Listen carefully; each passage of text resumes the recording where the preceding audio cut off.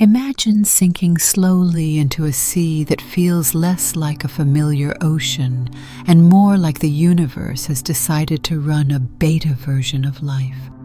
Sunlight filters down through water, thick with drifting particles, and shapes you have never seen before flutter, pulse, and wiggle past you as though someone turned evolution into an open mic night.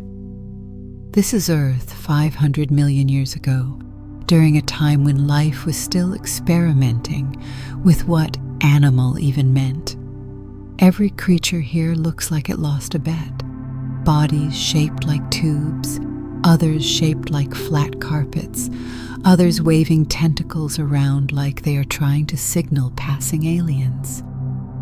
And then, gliding out of the shimmering blue like the star of a very unsettling nature documentary, comes Anomalocaris.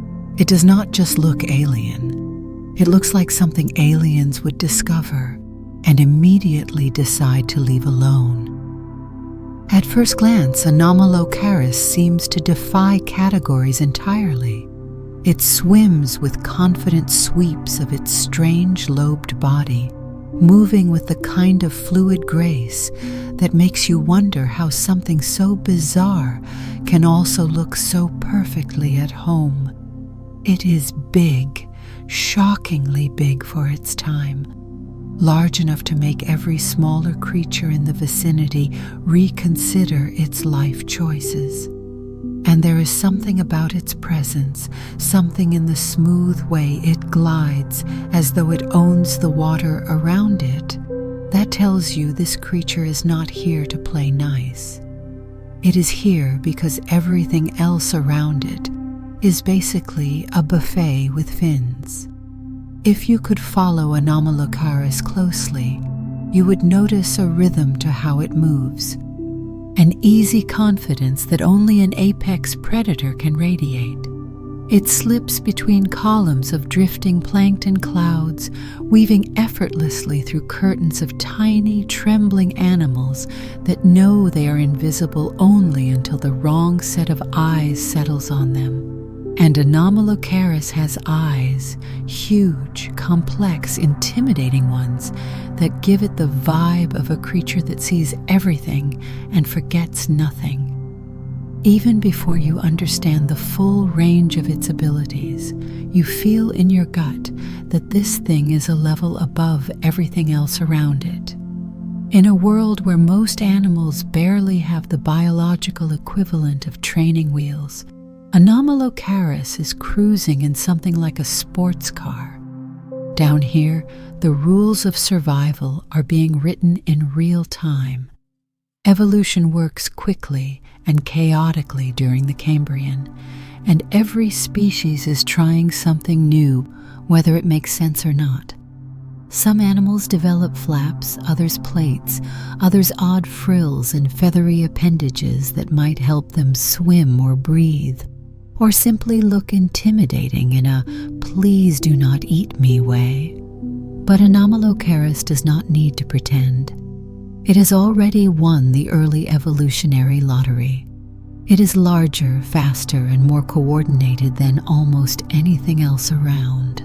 It is the closest thing the Cambrian oceans have to a boss fight, complete with a design that seems too dramatic to be accidental. Being near Anomalocaris feels like standing beside a creature that understands it is in charge. Its shadow passes overhead with a slow, commanding glide that makes the surrounding animals scatter as though rehearsing a scene called "Avoid Becoming a Statistic." And there is no mistaking its motion for anything benign. When it moves, it is purposeful. When it turns, the water stirs as though even the sea itself is aware of its authority. This is not just another creature in the ocean. It is the creature in the ocean. But what makes Anomalocaris so astonishing is not just its predatory reputation. It is the fact that it represents one of evolution's earliest attempts at building something truly formidable. Before sharks, before giant reptiles, before anything walked on land, Anomalocaris was the thing every creature feared would emerge out of the murk. Imagine being one of the first animals in history to experience anxiety, and that anxiety had a name, and that name roughly translated to odd shrimp.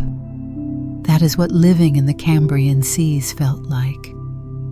Picture the scene: sediment drifting like underwater snow, small creatures wriggling across the seafloor, others paddling clumsily through the water column, and then, breaking through that hazy underwater twilight, Anomalocaris appears, long, sleek, strangely elegant, for something so profoundly unsettling.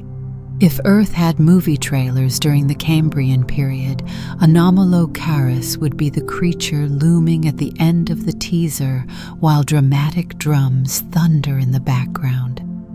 What makes this moment in Earth's history so remarkable is that everything is new.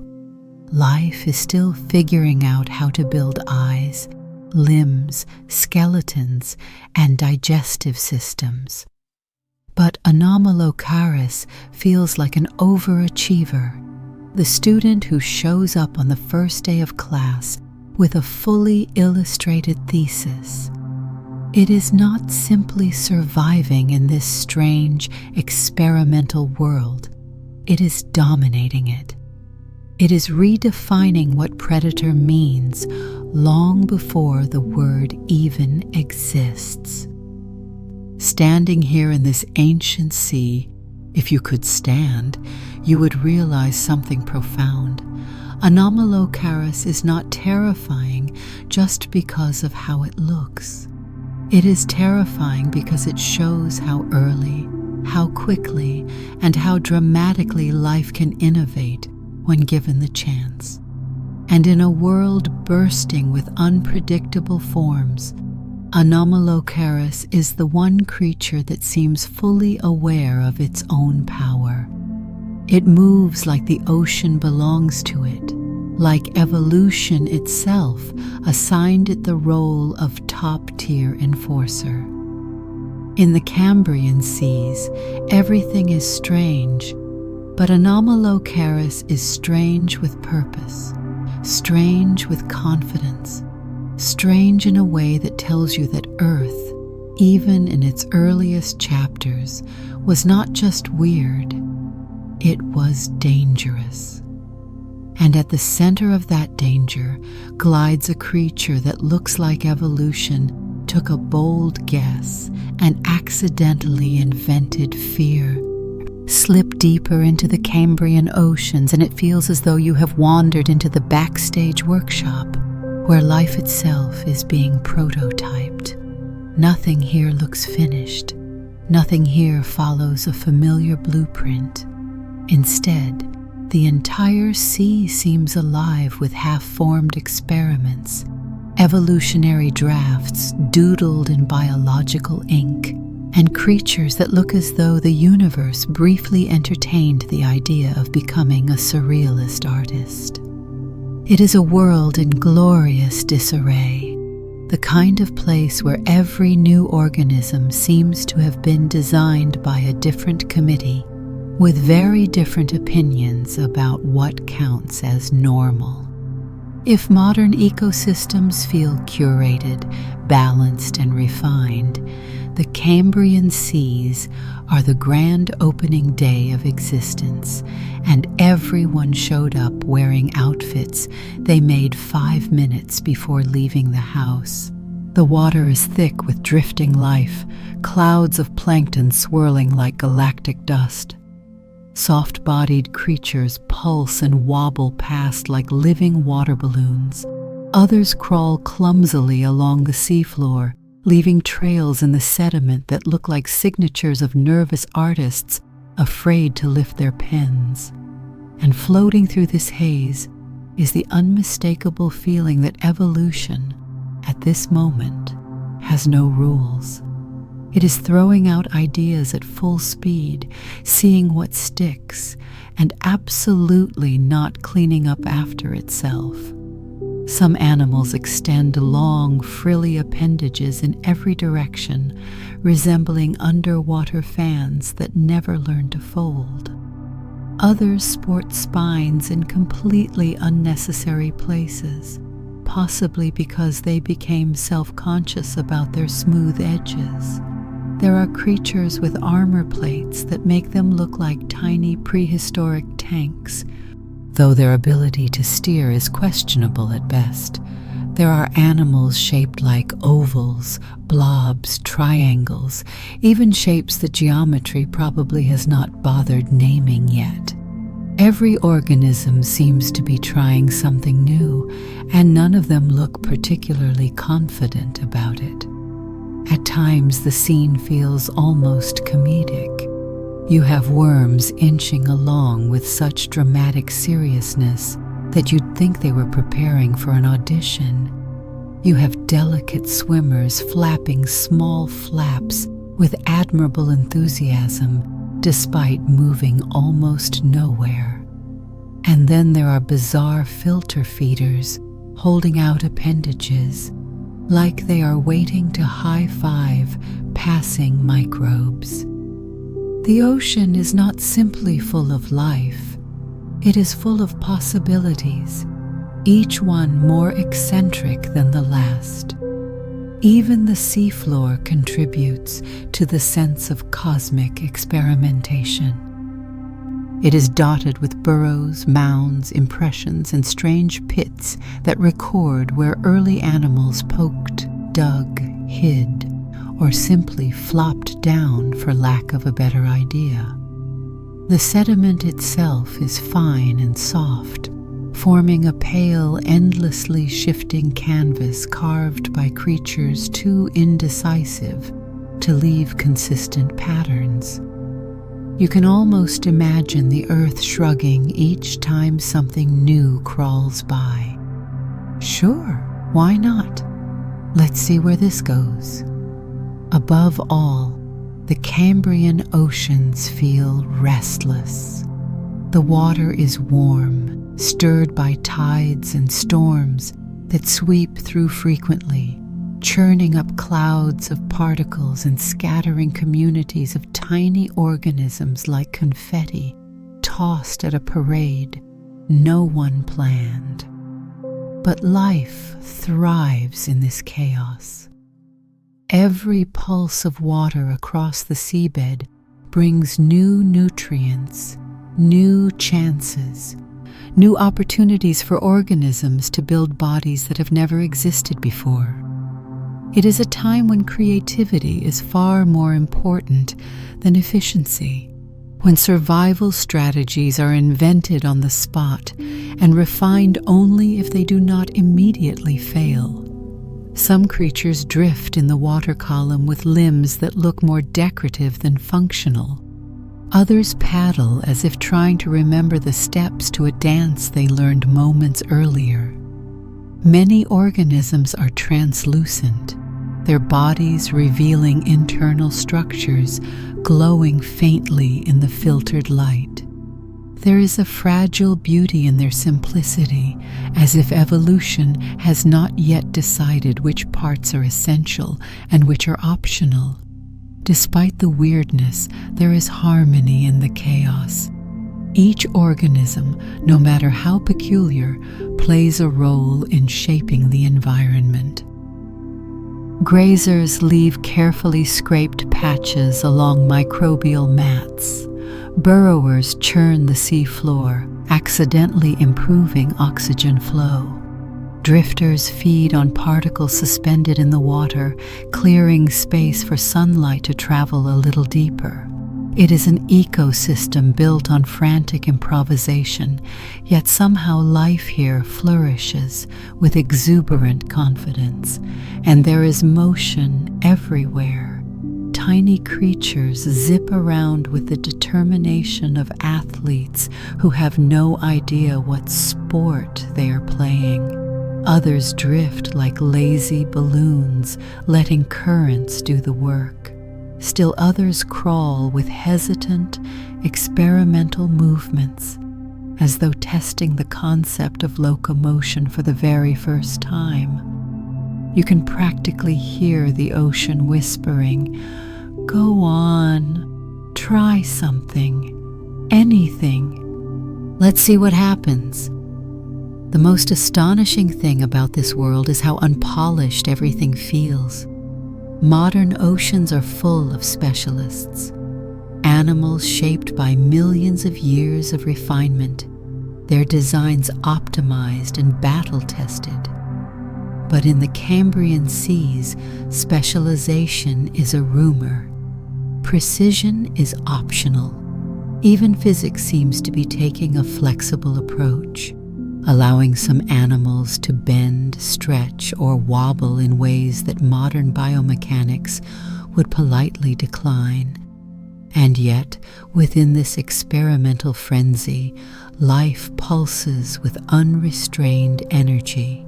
Each organism is a testament to nature's willingness to explore every possibility, every form, every path toward survival.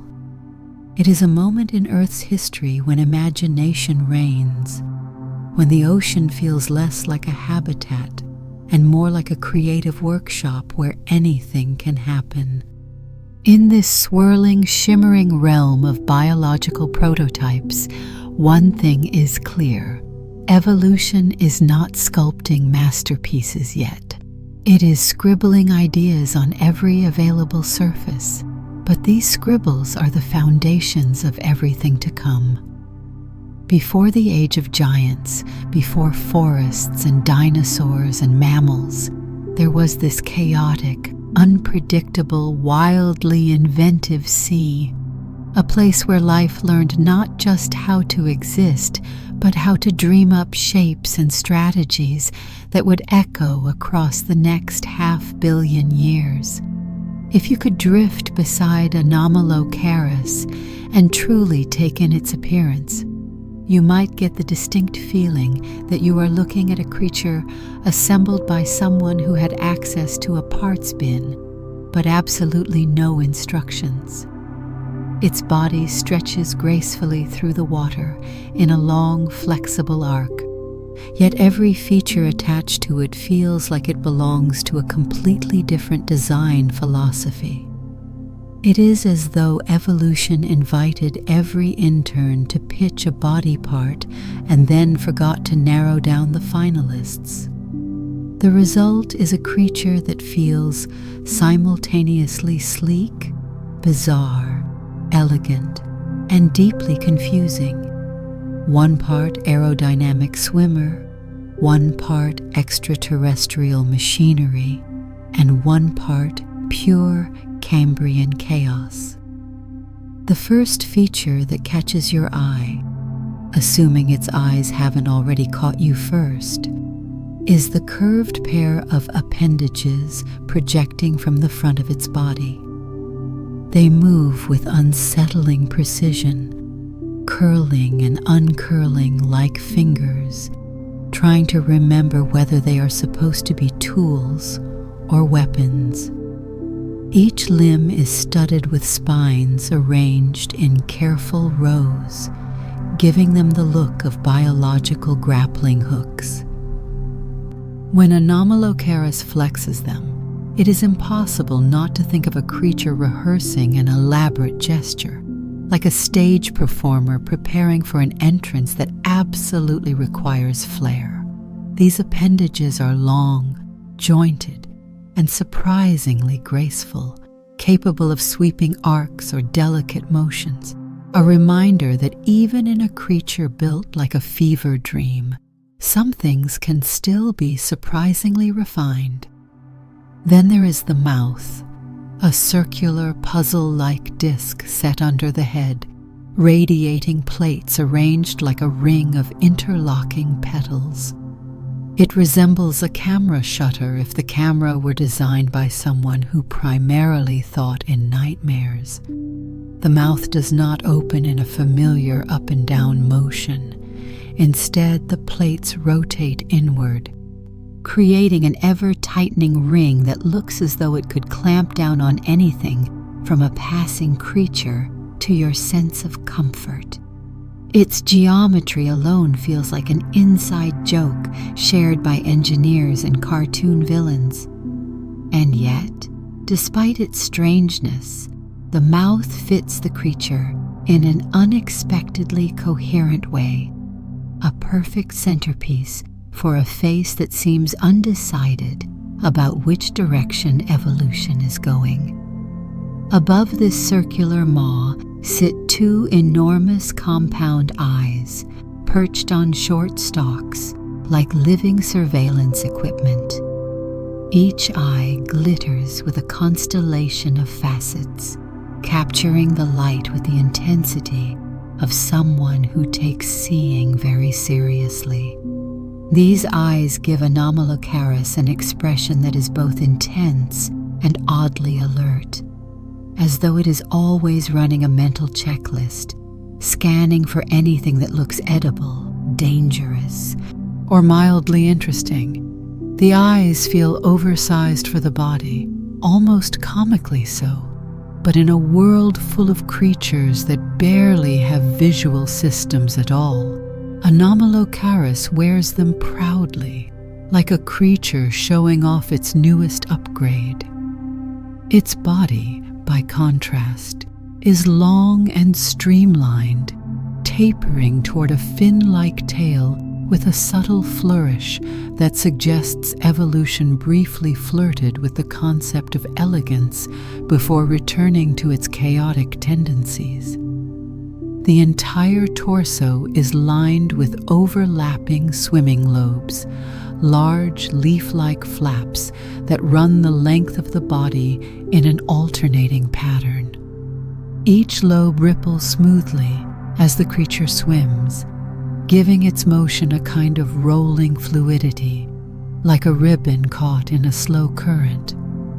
These lobes allow Anomalocaris to maneuver with surprising finesse, twisting and gliding with a flexibility that modern animals might envy. The body seems to contradict the face. Below, a sleek and practiced swimmer. Above, a patchwork of parts designed during a brainstorming session with no moderator. Along the back, a thin ridge runs like a spine, not quite armored but firm enough to suggest structure. It guides the body's movement, serving almost like a keel on a ship that never bothered with a blueprint. The creature's sides shimmer faintly as light filters across them, revealing patterns that may have helped with camouflage or may have simply been evolution's attempt at Art Nouveau.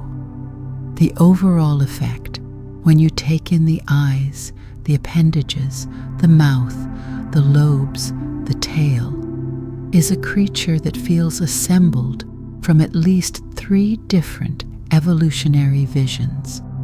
You have the predatory front section, bristling with tools designed for grabbing and inspecting anything unlucky enough to drift near. You have the sensory center, crowned by immense eyes that look ready to evaluate your entire existence. And then you have the body, smooth, undulating, almost serene, as if borrowed from a creature that wanted nothing more than to glide peacefully through the ocean and avoid conflict. This strange mix creates a visual tension, a tug-of-war between menace and refinement. Anomalocaris is not ugly, nor is it beautiful, nor is it anything in between. It exists in a category all its own, the kind of animal that makes you wonder whether evolution temporarily forgot that creatures are usually supposed to look cohesive. Instead, it leans into its assembled appearance with absolute confidence. There is no hesitation in how it swims, no awkwardness in how its pieces fit together. It wears its strangeness like a badge, The most remarkable thing is that none of its mismatched features feel accidental. Everything about Anomalocaris, from its uncanny mouth to its elegant body flaps, speaks to a creature that earned its place as one of the earliest great predators. It looks odd because the world it inhabited rewarded oddness. It looks experimental because this era was one giant experiment. But in the end, Anomalocaris is the kind of biological mashup that somehow works, a triumphant collage of ideas that should not make sense together but absolutely do. It is, in every sense, evolution's bold early statement piece, weird, proud, and unmistakably unforgettable. To understand Anomalocaris, you have to look past the parts that initially demand your attention and dive into the blueprint beneath the spectacle. Because for all its strange external flair, beneath the surface lies a quietly brilliant anatomy, an early engineering marvel that blended flexibility, structure, and sensory precision in ways that feel almost ahead of their time. Imagine peeling apart the creature's design layer by layer, not to diminish its oddity, but to appreciate how purposeful every strange feature becomes when viewed from the inside out. Start with the body, which stretches long and segmented like a ribbon built from repeating units. But unlike many later segmented animals, Anomalocaris avoids looking like a stack of simple blocks. Each segment is smoothly integrated into the next, forming an unbroken contour that sweeps from head to tail.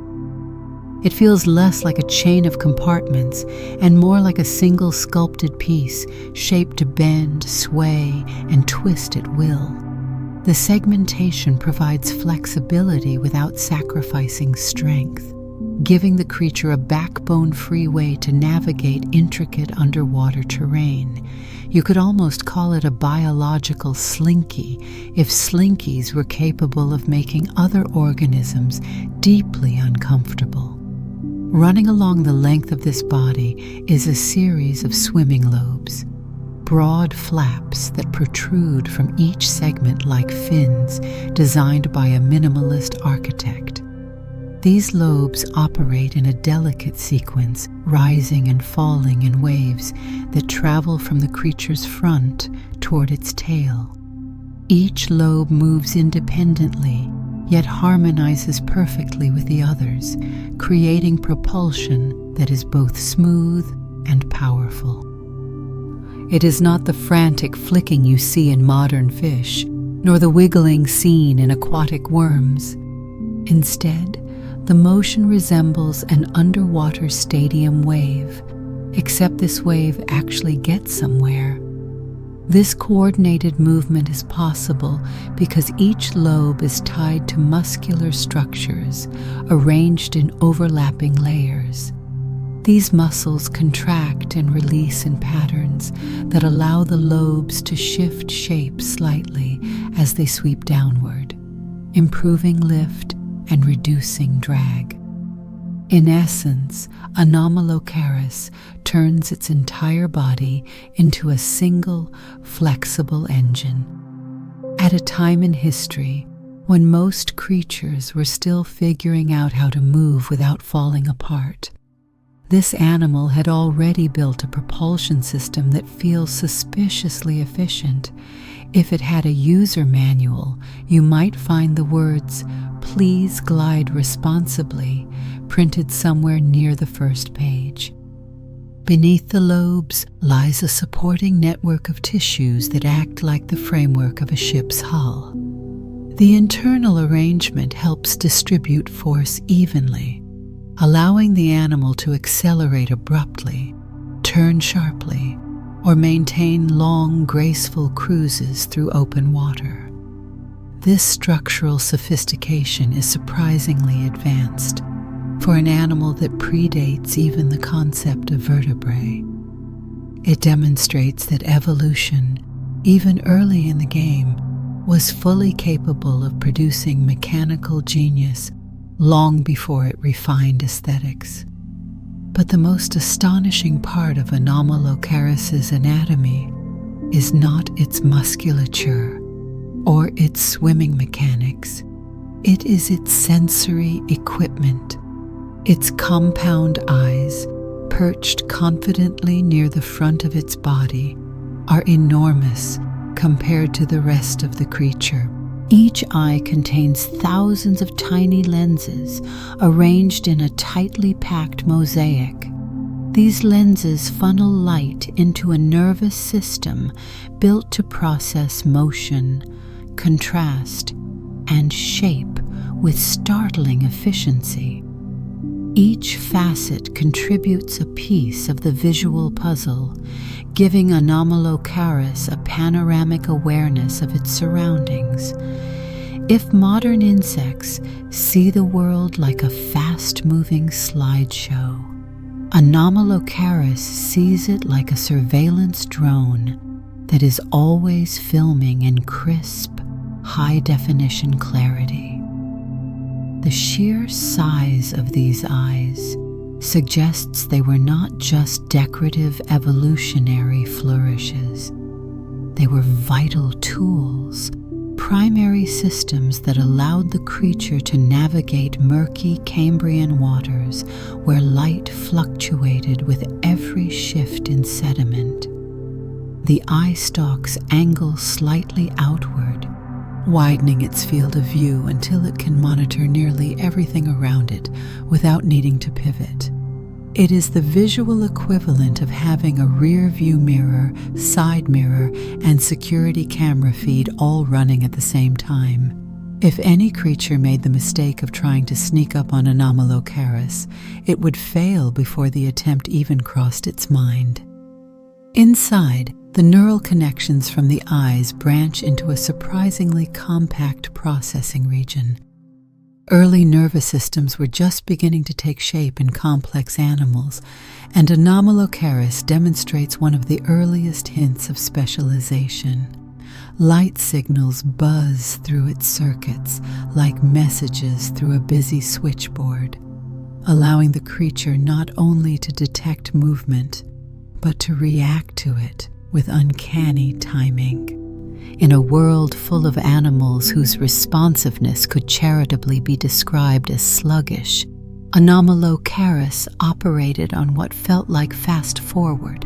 The creature's internal arrangement also accommodates its unusual front appendages, though on the outside they look like grasping tools designed for dramatic flair.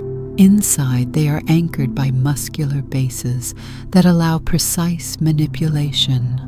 The joints are flexible, reinforced, and capable of rapid contraction. You can imagine Anomalocaris reaching out with those limbs not just to seize prey, but to probe, test, and explore its environment.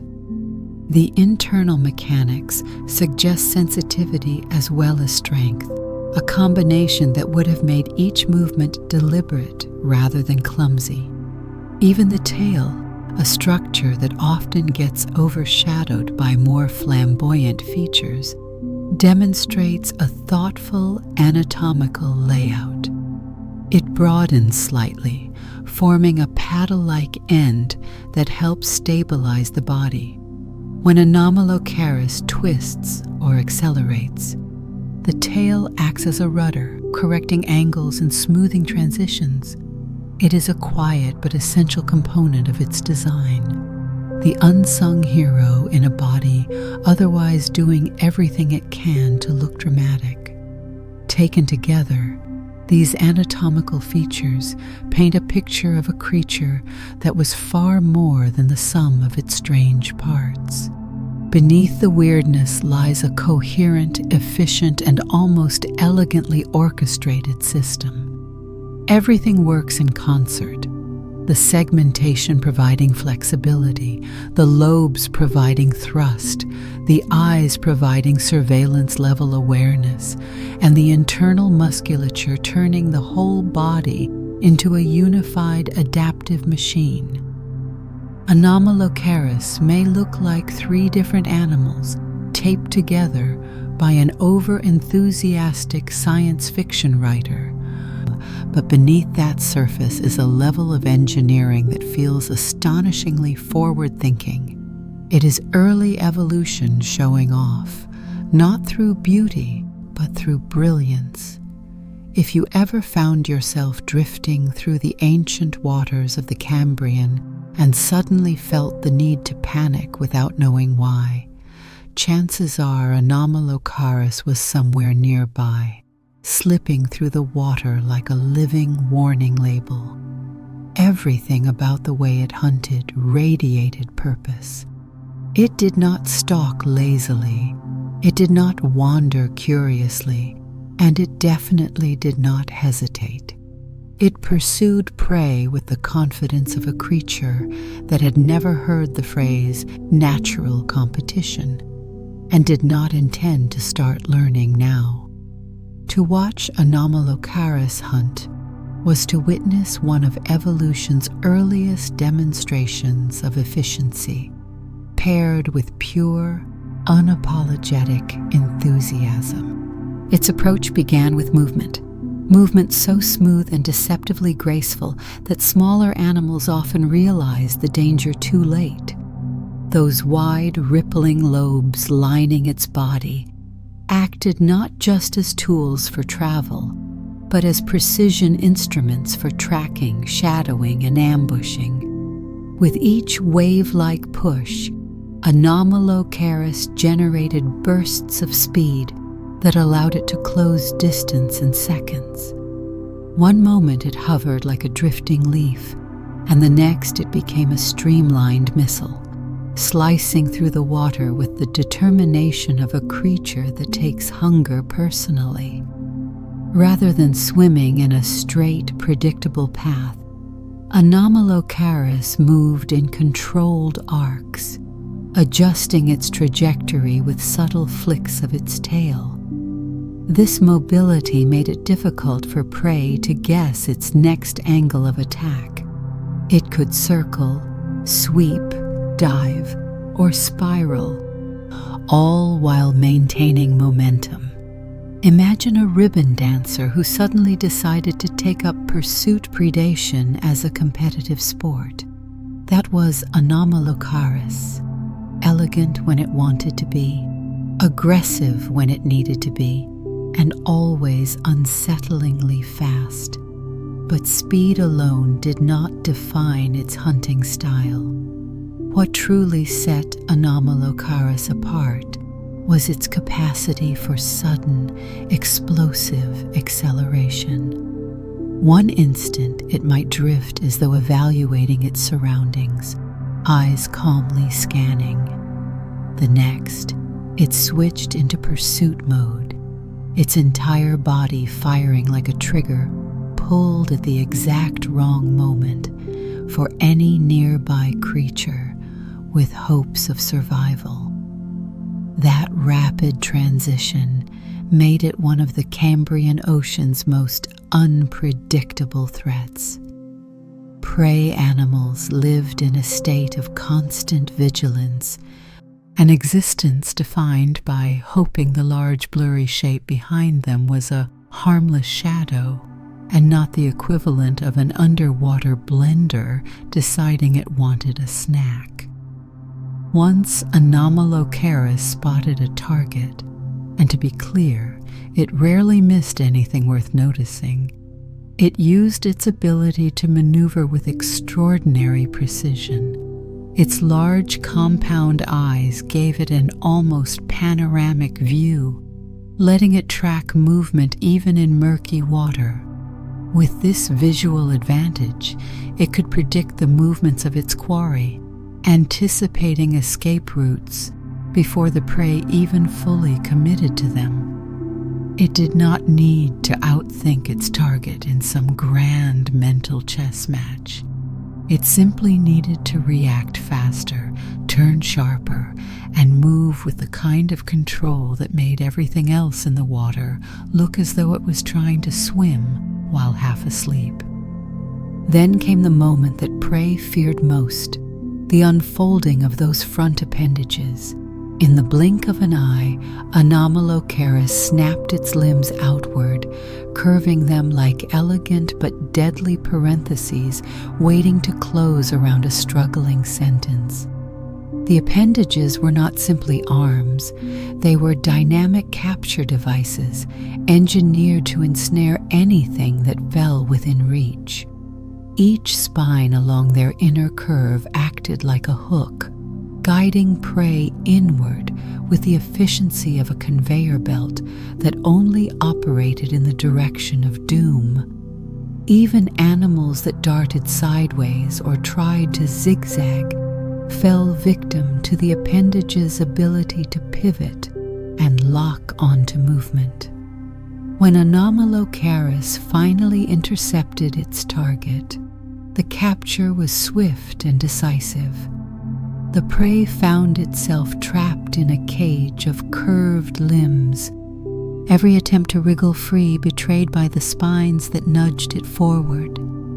With a practiced sweep, Anomalocaris would pull the captured organism toward its circular mouth, a structure that did not simply clamp but engaged like a rotating pressure device. While the mouth itself did not resemble jaws in any traditional sense, it worked with mechanical certainty. Plates pressed inward, rotating just enough to grip, adjust, and secure whatever unfortunate being had been delivered to its center. This process was less about crushing and more about control. The creature used that rotating mouth like a biological vice, shifting its position until it could process the prey effectively. The entire sequence, from detection to consumption, was a single fluid performance, more like choreography than chaos. Anomalocaris did not fumble. It did not hesitate. It performed its predatory duties with the calm competence of a creature that had perfected its technique long before anything around it figured out how to defend itself. What made Anomalocaris particularly intimidating was its ability to adapt its strategy depending on the environment. In open water, it relied on speed and sweeping pursuit. Near the seafloor, it used slower, deliberate movements, creeping close enough to startle creatures attempting to hide among sediments or beneath microbial mats. In tighter spaces, it maneuvered with surprising agility, curling and bending to reach prey tucked into small depressions. It was not a reckless hunter. It was calculated. It was observant. It was patient when necessary, and merciless when the moment arrived. This versatility made Anomalocaris one of the first animals to successfully dominate multiple ecological niches within the same environment. Instead of relying on a single trick, it wielded a whole suite of tactics, each one deployed with the enthusiasm of a creature determined to maintain its place at the top of the food web. It was, in every sense, a predator with ambition, a creature that was not satisfied with merely catching food, but sought to redefine what hunting could look like in a brand new biological world. In the Cambrian seas, being hunted by Anomalocaris was not simply a possibility. It was an ongoing concern, a constant reminder that evolution had already produced something astonishingly equipped for success. And as it glided through the ancient waters, rapidly closing in on its next target, it embodied a simple but unforgettable truth. In this early era of life, speed, precision, and a touch of chaotic innovation went a very long way. To understand Anomalocaris as a predator, you also have to understand the cast of unfortunate creatures that populated the Cambrian seas, animals that spent their entire existence inventing new and increasingly dramatic ways to avoid becoming appetizers. These early organisms did not wake up each morning thinking deep philosophical thoughts. They woke up thinking, "I hope nothing grabs me today." And most days, Anomalocaris made sure that hope was wildly optimistic. Yet despite this constant threat, many of its prey species were surprisingly innovative for their time, each developing defensive strategies that ranged from mildly effective to downright adorable in their earnestness. Among these creatures, none were more iconic than trilobites. If the Cambrian period had celebrity posters, trilobites would have been on every bedroom wall. These small, segmented arthropods scuttled across the seafloor, wearing armor that looked like it had been borrowed from a medieval flea. Their shells were divided into plates that could flex enough to let them move, but stiff enough to discourage anything with casual biting habits. Some trilobites even had sculpted ridges and textures across their exoskeletons, giving them the appearance of tiny tanks that forgot to grow wheels. For a while, this armor worked remarkably well. Small predators found trilobites too tough or too crunchy to bother with. But Anomalocaris was not a small predator, nor was it particularly deterred by the idea of crunchiness. With its speed, its weaponized limbs, and a single-minded determination that suggested mealtime was also its favorite hobby, Anomalocaris became one of the few creatures capable of overcoming even the most well-defended trilobite. One moment the trilobite would be shuffling peacefully along the seabed, minding its trilobite business. The next, a shadow passed overhead, signaling that the universe had once again remembered to be unfair. Trilobites tried several strategies to avoid this fate. One of the most dramatic was the ability to roll into a tight ball, much like an underwater pill bug. This defensive maneuver transformed them into compact armored spheres, simple, sturdy, and theoretically difficult to grab. It was a clever strategy, the kind of instinctive move that said, "If I cannot outrun you, perhaps I can become temporarily spherical and confusing." Unfortunately, Anomalocaris possessed the predatory equivalent of patience combined with dexterity. Those curved appendages could pry, nudge, and reposition the little armored balls until some part of the edge lifted just enough to be exploited. Not all prey lived on the seafloor. Some swam slowly through the water column, relying on transparency or awkward flapping as a form of camouflage. These soft-bodied creatures were delicate, flexible, and altogether unprepared for high-speed assaults. They resembled floating ribbons, tumbling jellies, and drifting crescents, forms so unassuming that you might think even a predator would feel guilty snatching them up. Anomalocaris, however, was not encumbered by such moral hesitation. It detected their faint motions, darted forward, and scooped them up with the practiced finesse of a cosmic vacuum cleaner. Many of these early swimmers had expressed the evolutionary equivalent of wishful thinking, that if they moved slowly enough and shimmered faintly, perhaps nothing would notice them. Anomalocaris gently but firmly disagreed. Other prey species developed armor not to challenge Anomalocaris directly, but simply to slow it down long enough to escape. Some evolved elaborate spines jutting from their backs or sides, tiny underwater barricades meant to frustrate anything attempting to grab them. While these spines occasionally made the predator's grip awkward, Anomalocaris had the advantage of multiple joints in its appendages, allowing it to twist and adjust its hold with remarkable precision.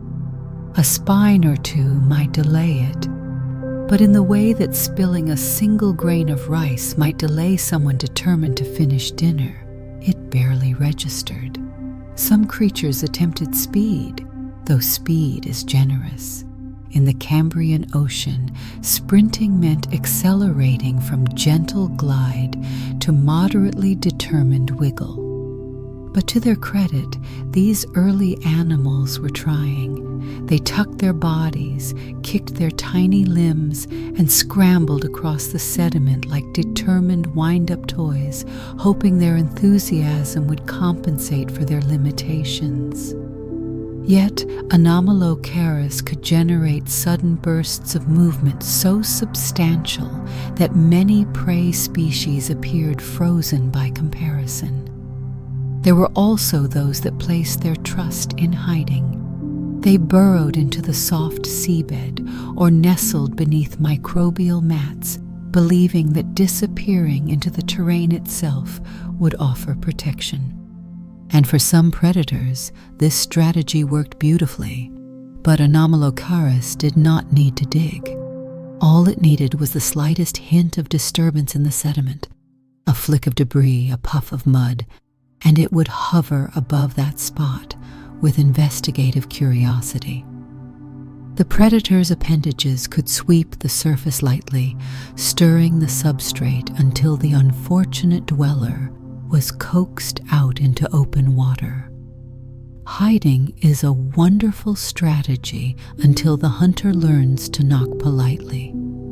Despite the odds, some prey did manage to evade Anomalocaris, momentarily anyway.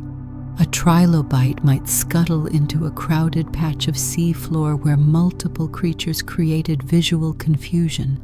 A nimble swimmer might execute a lucky twist. A burrower might dig a fraction of a second faster than expected. But the ocean was an open arena, and Anomalocaris had the advantage of size, agility, and sensory clarity. Many prey species spent their existence inventing new ways to become slightly less edible, only to discover that Anomalocaris simply treated these innovations as minor inconveniences, like a chef encountering unexpected parsley on a dish. What these early animals lacked in success, however, they made up for in effort. Their evolutionary attempts at defense, armor, rolling, spines, hiding, speed, were the earliest drafts of survival strategies that would eventually shape whole lineages of future life. Yet in the Cambrian seas, where creativity blossomed faster than practicality, they faced a predator that operated on an entirely different tier. Anomalocaris was not only hunting animals, it was pushing them. Every improvement they made forced the predator to refine its techniques in return, setting into motion a cycle of adaptation that would ripple forward for millions of years. And while many of these early creatures did their best to avoid becoming lunch, Anomalocaris simply reminded them again and again that the Cambrian Ocean was a place where being lunch was always a very real possibility. Imagine spending your entire life in an underwater fog machine. That was the Cambrian Ocean. Sunlight filtered downward in fractured beams, scattering through drifting particles, clouds of microscopic organisms, and curtains of sediment stirred up by every passing creature. Most animals of the time were navigating in what could generously be described as perpetual low visibility. For many, the ocean looked like a smeared watercolor painting. Shapes blended into one another. Shadows dissolved before they could be recognized. The world was a place sensed through touch, vibration, or pure hopeful guessing. But Anomalocaris lived in a different reality entirely. Its vision did not just cut through this murk. It rewrote the rules of how a creature could interact with its environment. To understand its sensory experience, picture the Cambrian Ocean not as a blurry world, but as an enormous dim-lit arena filled with motion, contrast, and flashes of shifting silhouettes. That is how Anomalocaris experienced the sea. Not as a haze, but as a mosaic of detectable movement.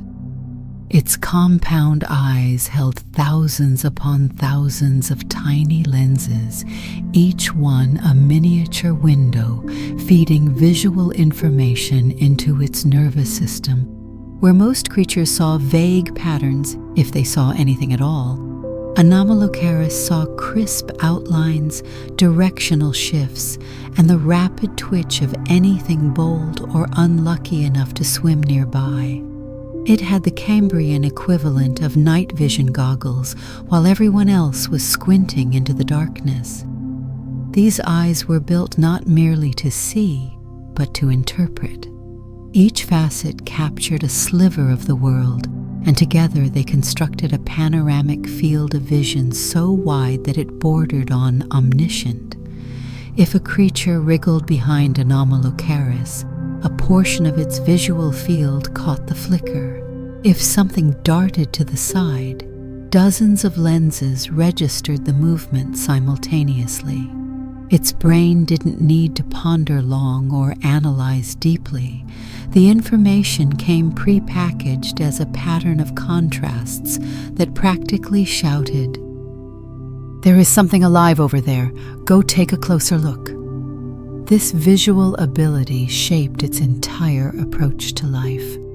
Anomalocaris didn't simply wander in search of food. It scanned, it surveyed, it interpreted every shift in the water as a potential clue. In a world where half of all creatures blended into the sediment by accident, Anomalocaris viewed camouflage as more of a suggestion than a shield. A creature could flatten itself against the seabed, press tight beneath drifting debris, or hover motionless in the water column.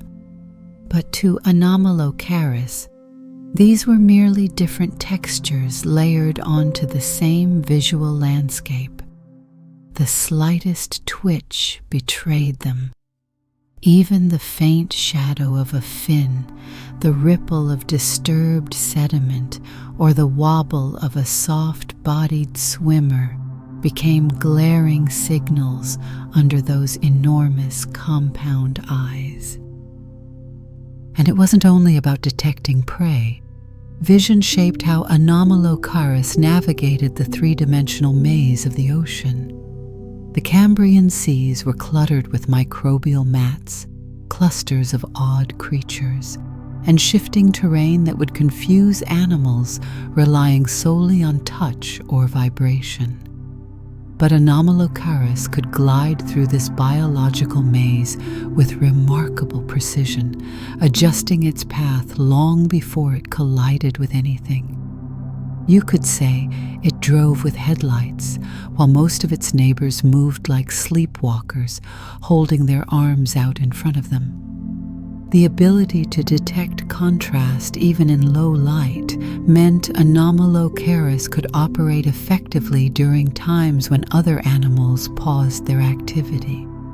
Early mornings, deeper waters, or sediment-heavy conditions placed no restrictions on its behavior. The ocean did not offer many hiding places to begin with, but in dimness they became even fewer. Anomalocaris functioned like a roaming spotlight, illuminating prey not with beams of light, but through relentless visual acuity. Where another animal might interpret the ocean floor as a uniform carpet of colors, Anomalocaris perceived subtle shifts, tiny patches of movement that betrayed the presence of something living and potentially delicious. But its sensory world was not just reactive, it was predictive. With such expansive visual input, Anomalocaris could anticipate the trajectory of moving organisms.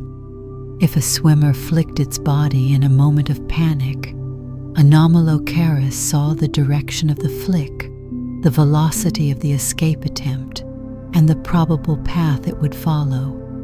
This made the predator feel eerily intuitive, almost as though it could read intentions. A trilobite might attempt a desperate dash or a sudden pivot, but Anomalocaris could adjust its pursuit before the prey even completed the motion. In the dim Cambrian water, where milliseconds mattered more than armor or speed, this predictive advantage was overwhelming. The visual field also helped Anomalocaris maintain awareness of larger threats or obstacles, though to be fair, not many things posed a threat. Still, avoiding collisions or accidentally wandering into unfavorable terrain was an important skill in a young ecosystem filled with unpredictable life forms and shifting environments. Being aware of where not to go was just as essential as noticing where dinner had wandered off to. Living inside this heightened sensory bubble must have shaped Anomalocaris's entire worldview. To it, the ocean was not mysterious or ambiguous. It was a theater of constant motion, a place where every creature left visible traces of its existence. A faint shimmer meant a distant swimmer. A subtle flicker meant movement on the periphery. Even the water itself told stories through how it refracted light around passing bodies. Nothing was truly hidden, only temporarily overlooked. This sensory mastery granted Anomalocaris a confidence unmatched by nearly any other Cambrian organism. It could glide boldly through territory that would have terrified smaller creatures. It could explore open water without fear of ambush. And above all, it could stalk prey with an efficiency that felt unfair even by primordial standards. In a world where most creatures relied on touch, smell, or the vague hope that staying still might count as invisibility, Anomalocaris saw with astonishing clarity. It lived in high definition long before high definition existed. And in the dim, particulate waters of the Cambrian, that ability wasn't just an advantage, it was a superpower, one that transformed Anomalocaris from an ordinary predator into a ruler of perception in a world struggling to understand visibility itself. Long before forests shaded the land or wings sliced through open sky, life on Earth was already embroiled in a contest of invention. In the Cambrian seas, evolution was running at full throttle, and nothing pushed it harder than the looming presence of predators like Anomalocaris. This creature wasn't just a participant in its environment. It was the problem every other organism desperately needed to solve. If Anomalocaris swam into view, you were suddenly reminded that having a soft, squishy body was a design flaw with immediate consequences. And if evolution could speak, this would be the moment it leaned forward and whispered to countless species, "Listen, if you want to stick around, you're going to need upgrades." This pressure, this constant existential encouragement to improve or perish, became one of the most powerful drivers of innovation in early animal history. Before Anomalocaris, many Cambrian organisms drifted or crawled along without much urgency. Their bodies were pliable, their defenses minimal, and their lifestyles blissfully unhurried.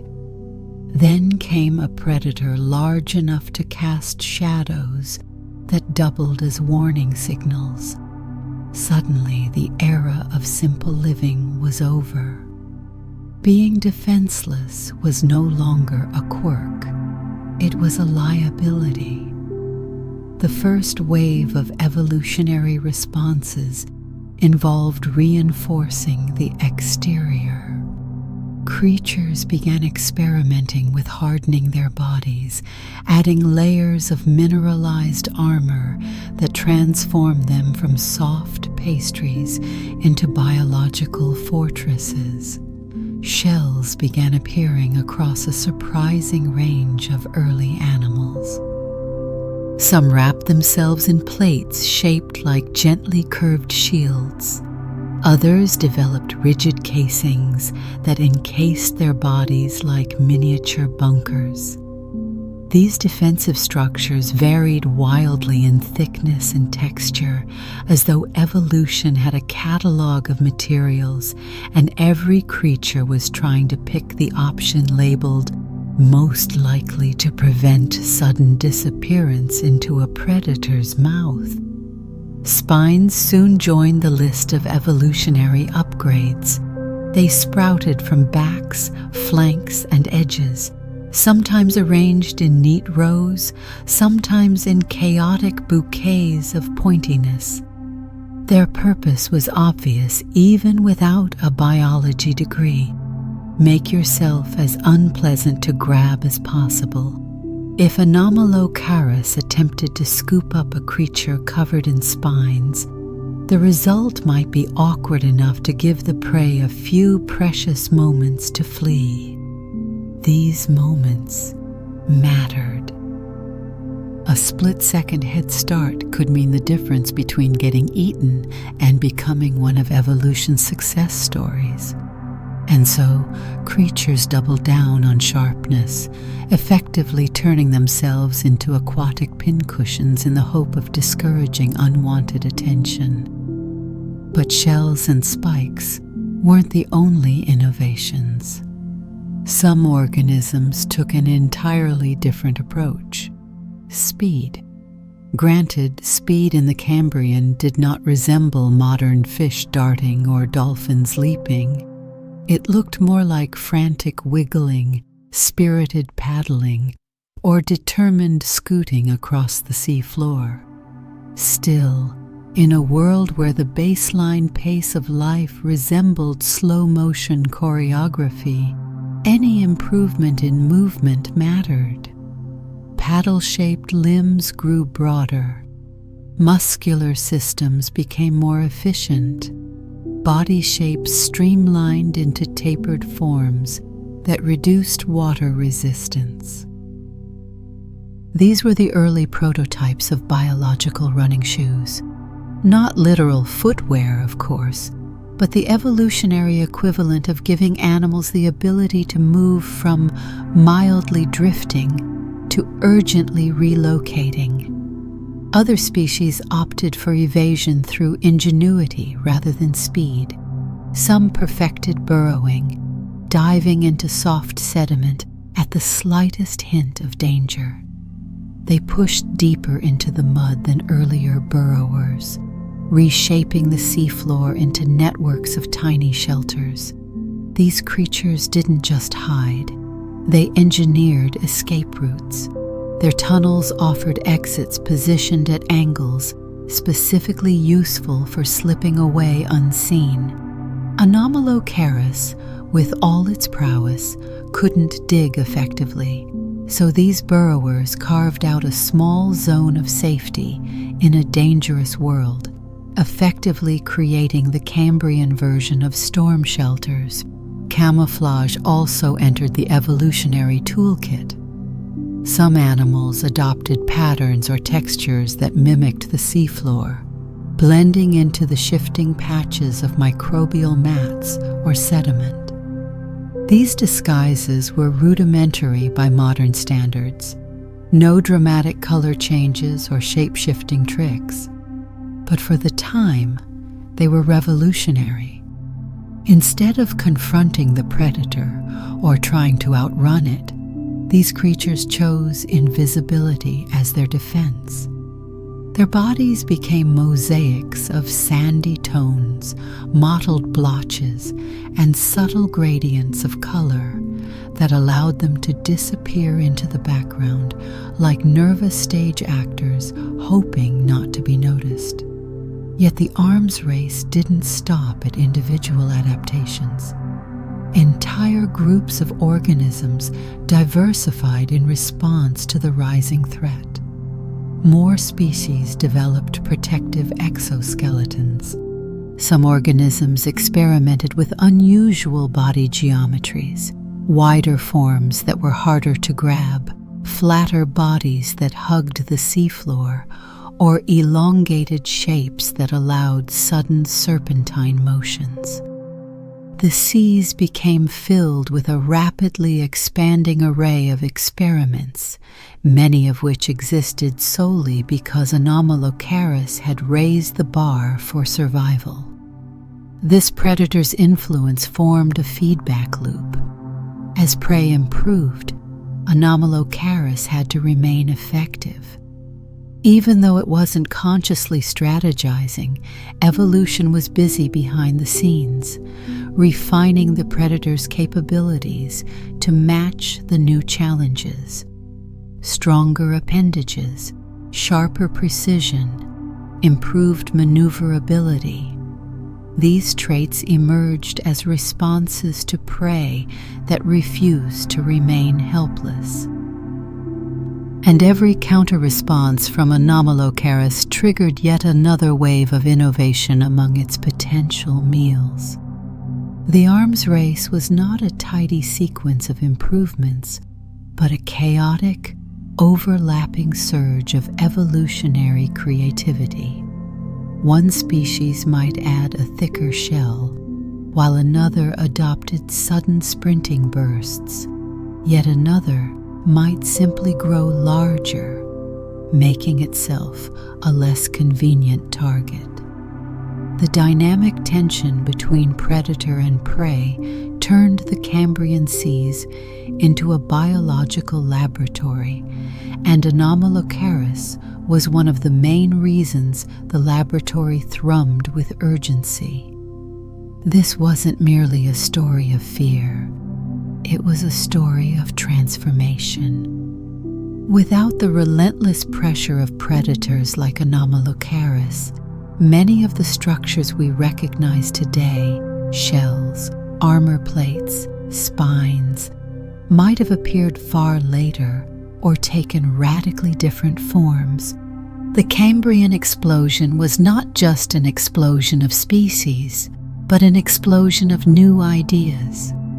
Many of those ideas were forged in the shadow of a predator whose presence made complacency impossible. In a world newly filled with motion, competition, and opportunity, Anomalocaris forced life to evolve in directions it might never have explored otherwise. It didn't just hunt creatures, it shaped them, sculpted them, and pushed them into becoming something more. Through its influence, the Cambrian seas became not just a place of survival, but a crucible of innovation where every creature learned, sometimes painfully, that the future belonged to those who adapted fastest. If Anomalocaris earned its reputation as one of the great movers of the Cambrian seas, it wasn't because it thrashed wildly or burst forward like a biological rocket. Instead, it mastered a style of locomotion that seemed impossibly smooth for a creature assembled from such dramatic, mismatched parts.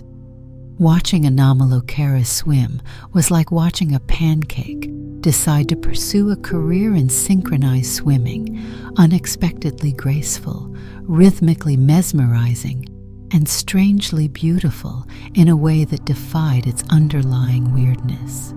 To understand the predator's elegance in motion, you have to peer into the fluid physics of a world where streamlined bodies were still rare, and hydrodynamics was a concept evolution was only beginning to explore. Its swimming technique hinged entirely on its series of side-flapping lobes, broad leaf-like structures that lined its segmented body from the area behind its head all the way to the base of its tail. Each lobe was flexible at the edges and sturdier at the base, creating a perfect blend of stability and pliability. When Anomalocaris began to move, the lobes didn't flap randomly or beat in uncoordinated bursts. Instead, they created a traveling wave down the length of its body, with each lobe rising and falling in a meticulously timed sequence. This produced forward thrust, not by brute force, but by controlled, rippling efficiency.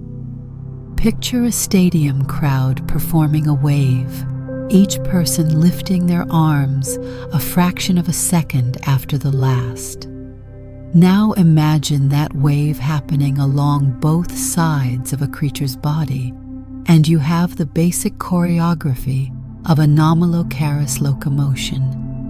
This rhythm allowed the predator to generate a smooth forward glide with minimal energy loss. Many modern aquatic animals rely on stiff fins, high-speed tail beats, or muscular undulations that generate considerable turbulence. But Anomalocaris operated on a gentler principle, which scientists describe as lift-based propulsion. Instead of pushing water backward, it manipulated water flow around its lobes to create vertical and horizontal forces that harmonized into forward motion. This method required incredible timing. If the lobes had moved out of sync, even slightly, the creature would have wobbled or twisted unpredictably. But Anomalocaris wasn't wobbling anywhere. It moved like a creature that had found the sweet spot between stability and freedom. The wave-like motion provided not just thrust, but also lift, allowing it to hover or rise in the water column without expending excessive energy.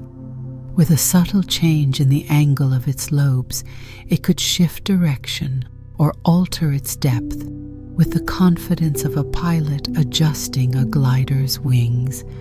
This wasn't just useful for speed, it was useful for control. Many Cambrian organisms struggled to maintain orientation in moving water. Tides and currents could push them sideways, spin them around, or drag them into awkward, energy-wasting tumbles. Anomalocaris, by contrast, seemed immune to indignity. It swam with a certain smugness, always facing exactly where it intended to face, always holding a steady course even when the currents tried to introduce drama. Its lobes created a stabilizing envelope of flow around the body, a kind of hydrodynamic cushion that reduced unwanted sway.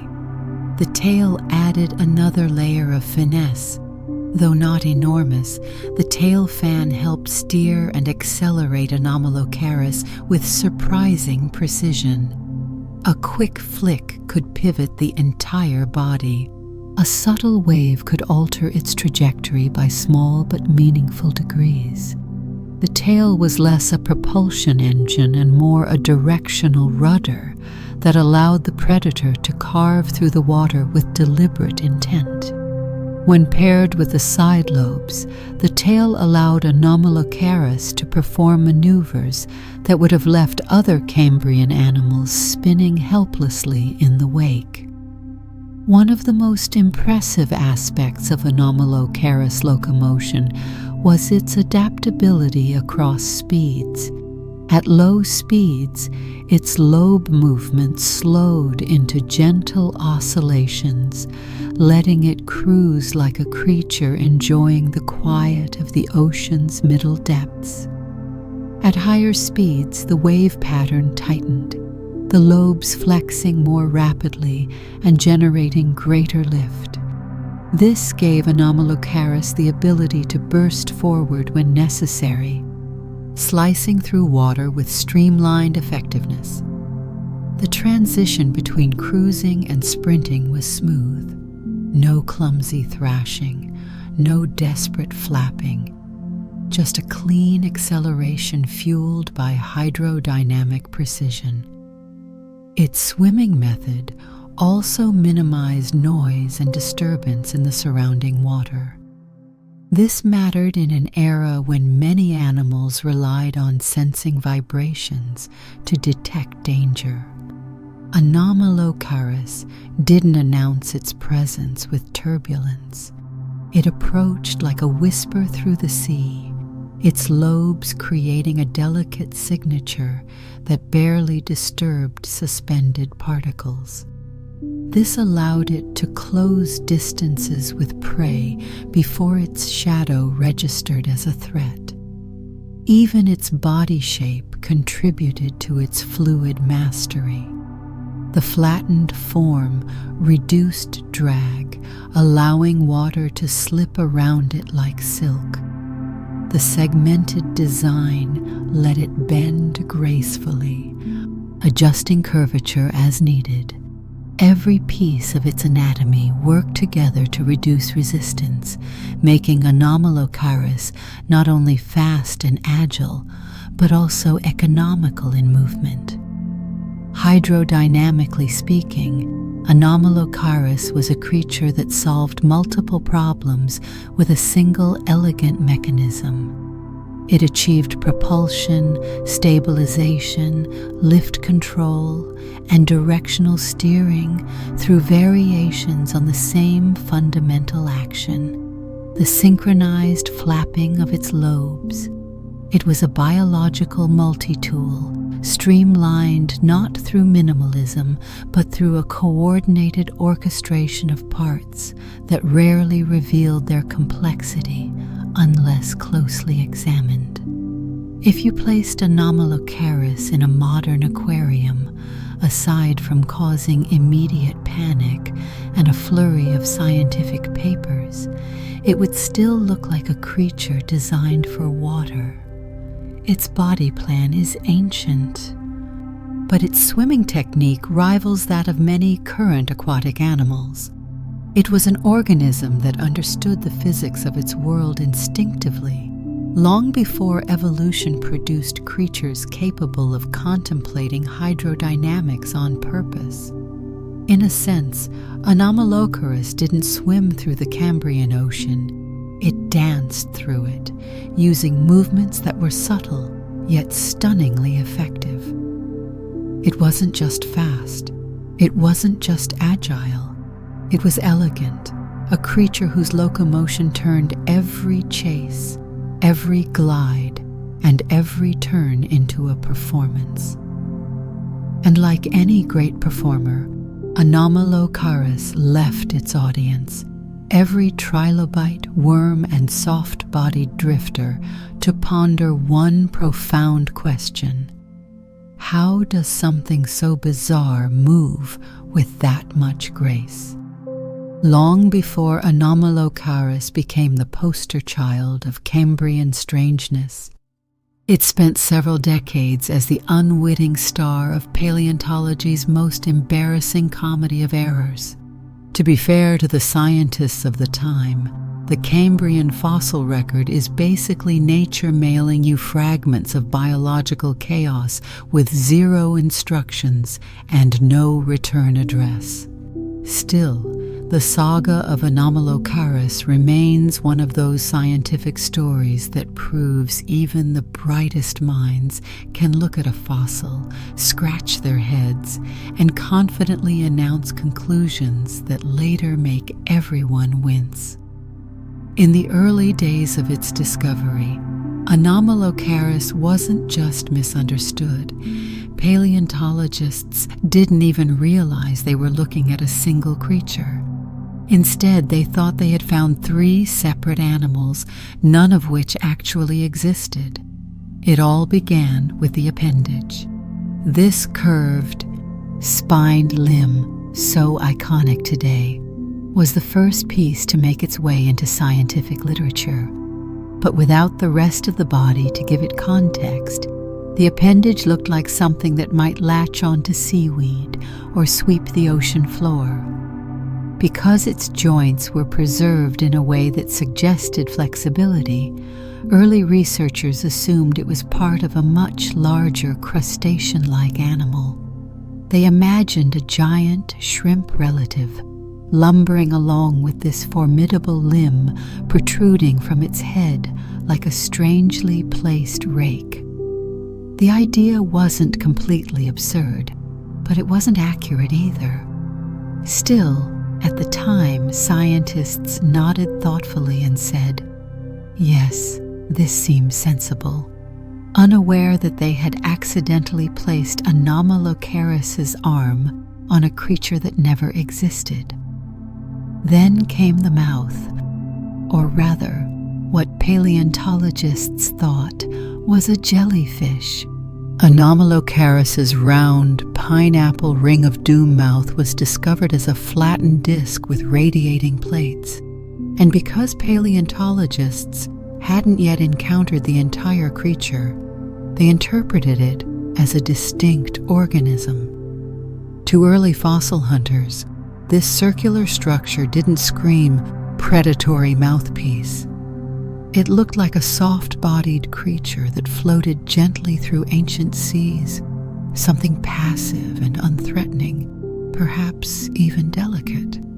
Scientists labeled it a jellyfish, placed it carefully within the ever-growing Cambrian catalog, and moved on, blissfully unaware that they had just mistaken a feeding apparatus for a serene ocean drifter.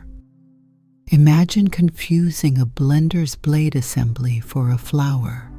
Conceptually similar, the body was the final piece of the puzzle, and it too was misassigned. When portions of the segmented torso were found, long, flat, and lined with rhythmic lobes, they didn't resemble anything scientists recognized. The fossil segments appeared almost plant-like. Some researchers thought the remains belonged to a type of ancient sponge or a peculiar seaweed. The shimmering, repeated patterns of the lobes seemed too delicate for an active animal and too symmetrical to be random. So the torso of Anomalocaris was filed away as an organism of its own category, separate from both the incorrectly identified appendage and the mislabeled jellyfish mouth. For years, these fragments lived in separate drawers, each with a different species name, each placed in a different imaginary ecosystem, and each contributing quietly to the growing confusion about what exactly the Cambrian world looked like. Paleontologists drew diagrams, wrote detailed descriptions, and debated the features of these distinct creatures, unaware that they were accidentally inventing a small cast of fictional organisms from parts that all belonged to the same bewildering animal. Then came the moment that every scientific mystery dreams of, the fossil equivalent of finding the missing page of a manual that suddenly makes everything else click. New discoveries began to show the parts closer together, an appendage preserved near body segments, a mouthpiece aligned suspiciously well with where a head should be. Paleontologists handling these fossils began feeling the scientific version of déjà vu. That appendage looked familiar. That disc looked suspiciously like the so-called jellyfish. And those segments? They matched specimens labeled as plant-like remains. Slowly, a realization crept in like an unexpected plot twist. These weren't three species. They were one. As pieces were finally assembled into something resembling a whole animal, early reconstructions emerged. The first attempts looked more like artistic apologies than accurate creatures. Some drawings showed Anomalocaris with the mouth on top of its head. Others placed the appendages in bizarre configurations, as though evolution had designed a creature intending to confuse future scientists. But with each fossil discovery, the picture sharpened. Appendages found connected to the head.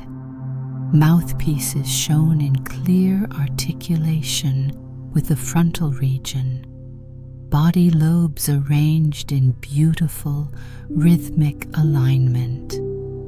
Everything began to make sense. Eventually, paleontologists presented a new, unified interpretation. All those fragments weren't separate organisms after all. They were parts of one remarkably large, remarkably odd, remarkably sophisticated predator. The scientific community had accidentally taken apart a biological masterpiece and then proudly announced their findings as three unrelated curiosities.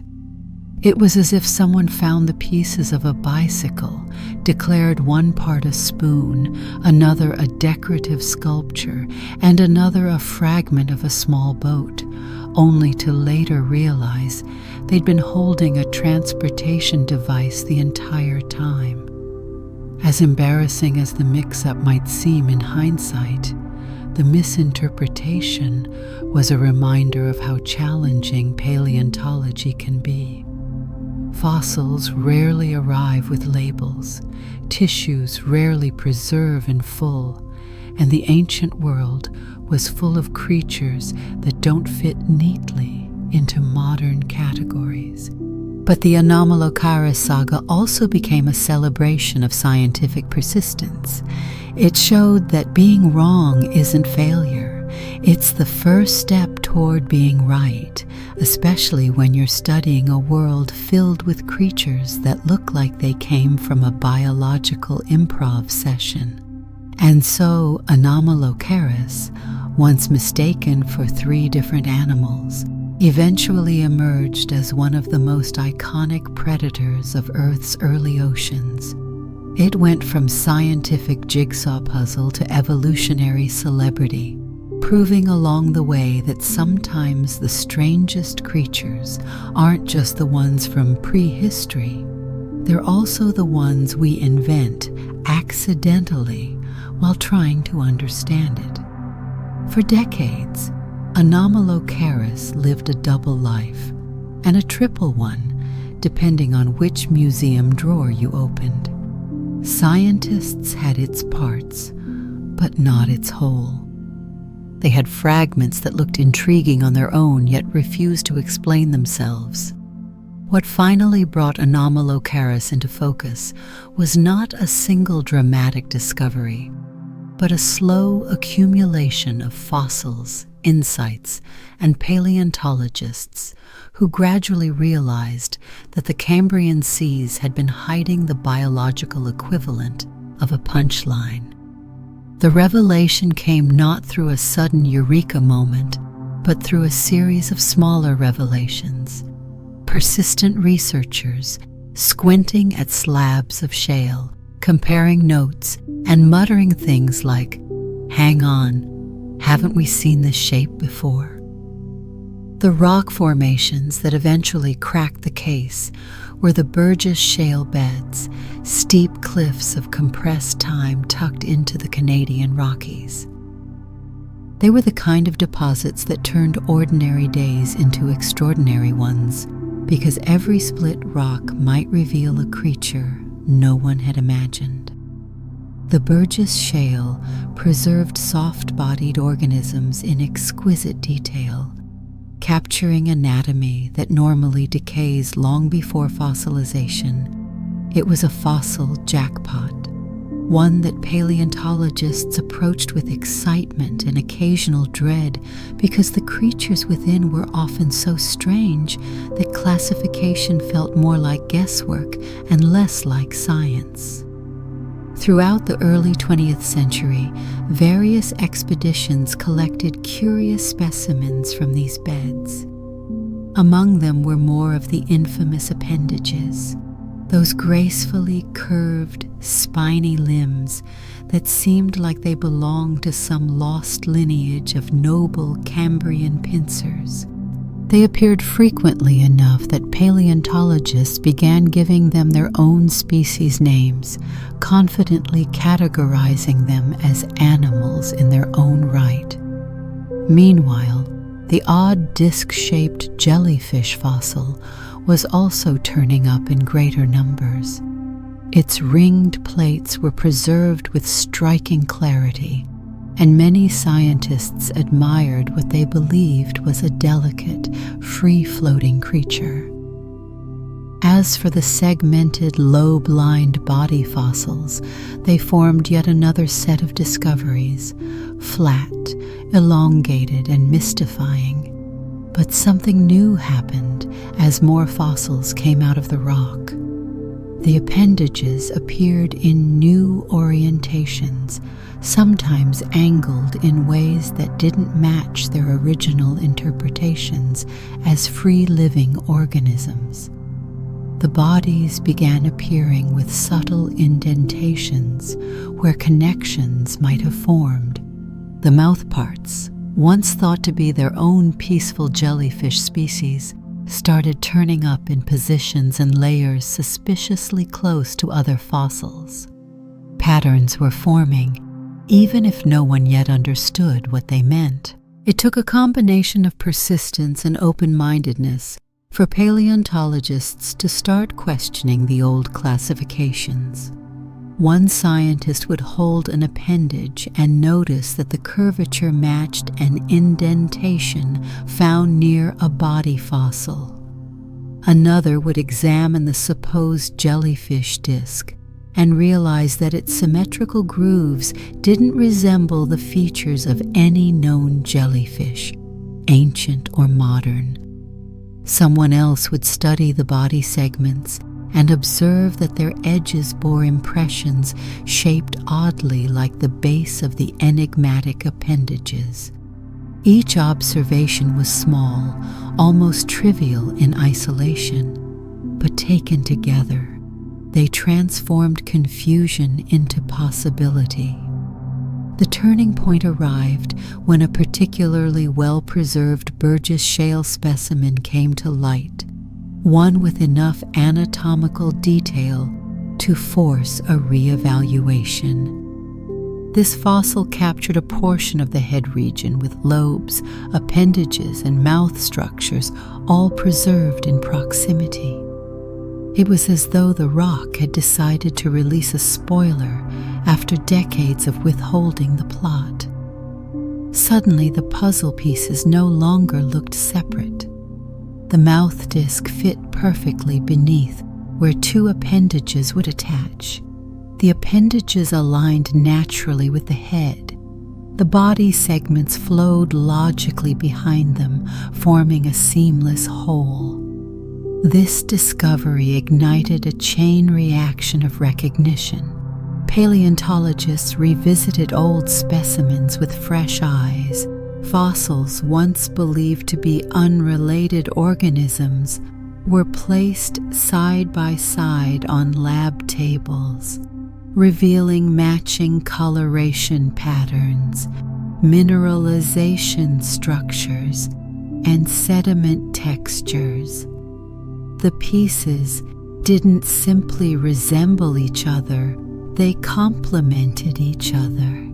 What once looked like coincidence now appeared intentional, the parts belonging together like bones of an articulated skeleton. Once scientists realized they were dealing with a single creature, reconstructions became far more coherent. Appendages were restored to their rightful place. The mouth disc found its home beneath the head. The body lobes arranged themselves into the unmistakable outline of a fluid swimmer. What had once been an assortment of mysterious organisms suddenly formed a predatory animal with grace, complexity, and scale. Anomalocaris wasn't just one of the largest Cambrian animals, it was one of the most misunderstood. The final confirmation came from increasingly complete fossils unearthed in additional Cambrian sites around the world. These new discoveries matched the revised interpretation perfectly. The morphology held up across continents, across deposits, across specimens. The creature that had once been 3 imaginary species had become a single, beautifully strange animal. Paleontologists had not only solved the puzzle, they had realized the puzzle pieces had been mislabeled from the start. In many ways, the revelation of Anomalocaris as a unified creature stands as a celebration of scientific patience. It's a reminder that mistakes are not dead ends, but stepping stones. The process required decades of collecting, comparing, rethinking, and occasionally laughing at earlier assumptions. It required paleontologists willing to revise cherished conclusions, to admit when the evidence contradicted tradition, and to say, "Wait a minute," with curiosity rather than frustration. Through persistence and a willingness to embrace the weirdness of the Cambrian world, researchers finally restored Anomalocaris to its true form. What emerged was not just a predator, but a symbol of discovery itself, a testament to how science advances through questioning, re-examining, and assembling the scattered fragments of our planet's deep history into stories that finally make sense. For millions of years, Anomalocaris ruled the Cambrian seas with the kind of swagger that only a creature with excellent vision, elegant locomotion, and an all-you-can-eat buffet of underprepared prey could possess. It was the heavyweight champion of a young and chaotic world, the biological equivalent of a monarch who ascended the throne before anyone else figured out what crowns were. But Earth has a quiet way of reminding its rulers, whether covered in scales, feathers, fur, or swimming lobes, that no reign lasts forever. Even the most successful predators eventually meet challenges they cannot outswim, outmaneuver, or outthink. For Anomalocaris, that reckoning arrived in the form of slow but unrelenting environmental change.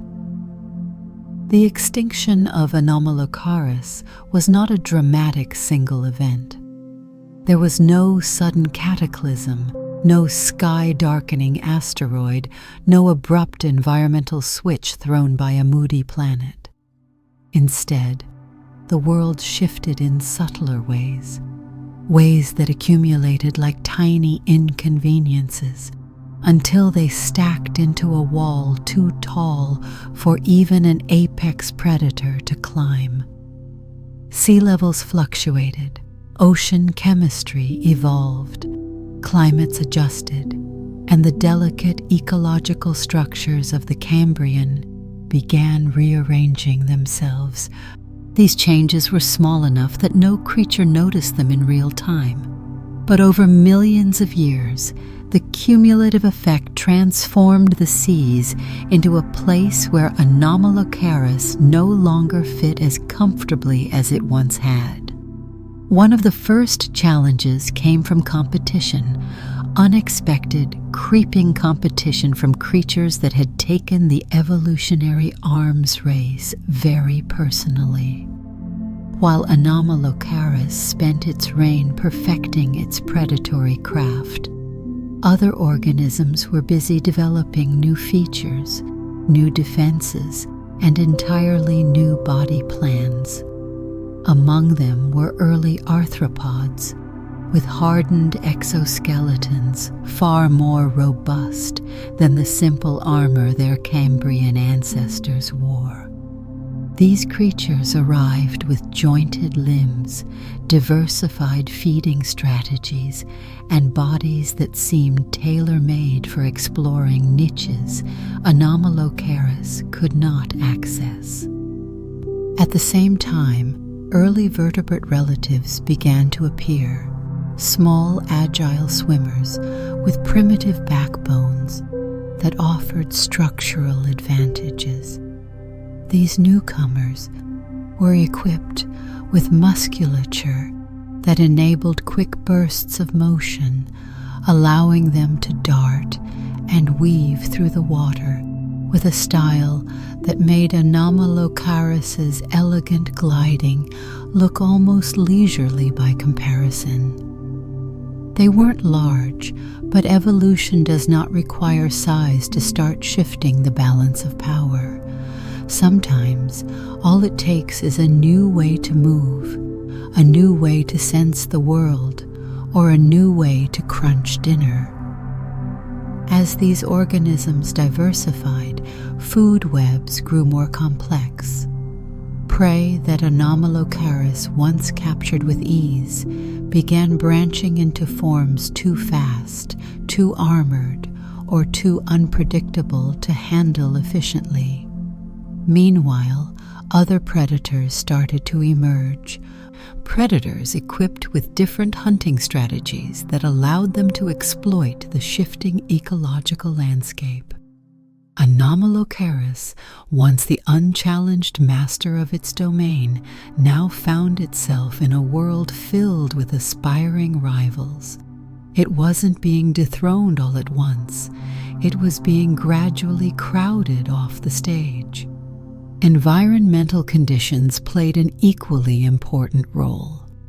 Ocean chemistry during the later Cambrian and early Ordovician shifted in ways that affected oxygen availability and nutrient cycles.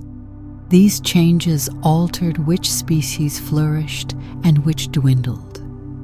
In ecosystems, small fluctuations can create big ripples. Some of the soft-bodied creatures Anomalocaris preferred began declining, replaced by organisms adapted to the new conditions. Organisms with tougher shells or more efficient escape strategies. An apex predator is only as strong as the ecosystem that feeds it, and as prey communities evolved, Anomalocaris found itself facing diminishing returns. Temperature fluctuations added another layer of difficulty.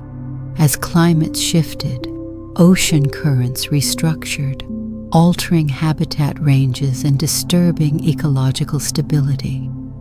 Predators reliant on a specific hunting style or body plan often struggle to adapt when their environment shifts faster than they can evolve.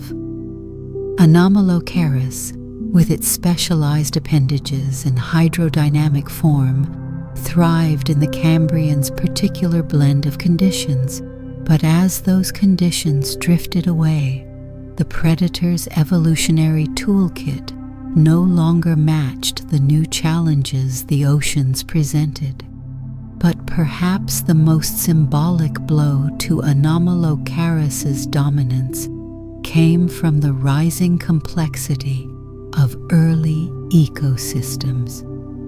The Cambrian period is famous for life's initial explosion of diversity, but the chapters that followed were even more transformative. Species began interacting in more intricate food webs, carving finer niches, exploiting subtler opportunities. Creatures developed feeding mechanisms better suited to scraping, filtering, crushing, or burrowing. The world grew more layered, more crowded, more competitive. Anomalocaris wasn't just losing a battle for survival. It was losing relevance in an ecosystem evolving beyond the simplicity that once made its skills unmatched. Eventually, Anomalocaris faded from the fossil record, quietly departing a stage it had once dominated. It didn't vanish in a dramatic blaze of extinction. Instead, it dimmed gradually, overtaken by a rising tide of evolutionary innovation that left it with fewer advantages and more obstacles. Other predators took its place, creatures shaped by new pressures, equipped with new adaptations, and ready to navigate the oceans in ways Anomalocaris could not. Its extinction was not a failure. It was a transition, a handoff in the grand relay of life. Apex predators are temporary by nature, products of specific worlds that eventually give rise to new worlds requiring new rulers. Anomalocaris happened to be one of the first to learn this truth the hard way. No matter how fearsome or iconic a creature may be, evolution is always moving forward, drafting new contenders, rewriting the rules, and politely escorting yesterday's champions to the exit. And yet, there is something poetic about Anomalocaris' departure. It didn't go out with a catastrophe. It went out with the quiet dignity of a creature whose time had simply passed, replaced by descendants of evolutionary creativity it unknowingly helped inspire. Even an apex predator eventually gets voted off the island of existence, not because it was weak, but because the world changed faster than it could. In the shifting tides of Earth's ancient oceans, Anomalocaris wasn't merely erased. It was succeeded, and in its passing, it left behind the blueprint for future giants, future hunters, and future evolutionary marvels, who would, in turn, rise and fall in the endless story of life. If the arthropods of today, crabs, spiders, insects, shrimp, millipedes, and every other joint-legged wonder could host a family reunion, the guest list would be enormous, the drama would be exquisite. And someone in the back corner would eventually whisper, "Who invited that side of the family?" And that is when Anomalocaris would glide in, wearing the evolutionary equivalent of an old leather jacket and sunglasses, looking both deeply out of place and strangely proud to be there. Because while modern arthropods hardly resemble this ancient sea predator, Anomalocaris occupies a peculiar and fascinating spot on the evolutionary family tree. Not a direct ancestor, not a misplaced cousin, but an early branch that hints at what arthropod innovation looked like before the group figured out how to build exoskeletons, jointed legs, and modern body plans. To appreciate Anomalocaris' legacy, imagine evolution at the Cambrian family workshop. Arthropods were just beginning to experiment with the concept of segmentation, external armor, and limb specialization. But none of these ideas were polished yet. Nature was still sketching, doodling, and abandoning prototypes at an alarming rate. Into this creative whirlwind swam Anomalocaris, a creature that embodied both possibility and confusion. It had segmented traits, it had appendages used for grasping, and it had a flexible body that moved with remarkable control. But it lacked a full exoskeleton, and its limbs weren't the walking or crawling tools arthropods would later develop. Instead, Anomalocaris possessed a unique mixture of features that foreshadowed arthropod complexity without solidifying into the template that future species would adopt. Its frontal appendages, those iconic spined limbs, offered one of the earliest examples of specialized tools attached to the front of an animal's body, limbs designed to interact with the world rather than simply propel the body through it. In a way, they were the evolutionary ancestors of the arthropod idea, that your front end should be equipped with gadgets. Future creatures would refine this concept into claws, antennae, mandibles, feeding appendages, and delicate sensory instruments. But Anomalocaris demonstrated the first major attempt at functional limb specialization, even if its own version looked like something borrowed from a creature that lived 3 evolutionary experiments away. The eyes also played a role in shaping the arthropod legacy. Those huge, compound orbs, bursting with thousands of tiny lenses, represented an early test run of the visual brilliance that later arthropods would perfect. Modern insects, for example, owe their multifaceted views to the same broad concept, seeing the world as a mosaic of visual inputs. Anomalocaris took that idea and dialed it up to an early maximum, showcasing how compound vision could transform a creature's ability to navigate and hunt. While its eyes didn't directly evolve into those of bees or dragonflies, they revealed that compound vision was not only viable but powerful, a sensory tool worth keeping around for the next 500 million years. Perhaps the most surprising piece of its legacy lies in its flexible swimming lobes. These flaps, arranged neatly along its segmented body, illustrated a fundamental evolutionary principle: that repeating structures along the trunk of an animal could be modified for various tasks. Later arthropods would take this idea and run with it, sometimes literally. They would turn repeated segments into rows of legs, gills, or protective plates. Anomalocaris didn't build legs out of its segments, but it demonstrated that segments could work together in coordinated waves of movement, a trait that future arthropods would refine into walking, swimming, burrowing, and even flying. Its body wasn't the end result. It was the opening chapter in a story that would lead to some of the most versatile animals on Earth.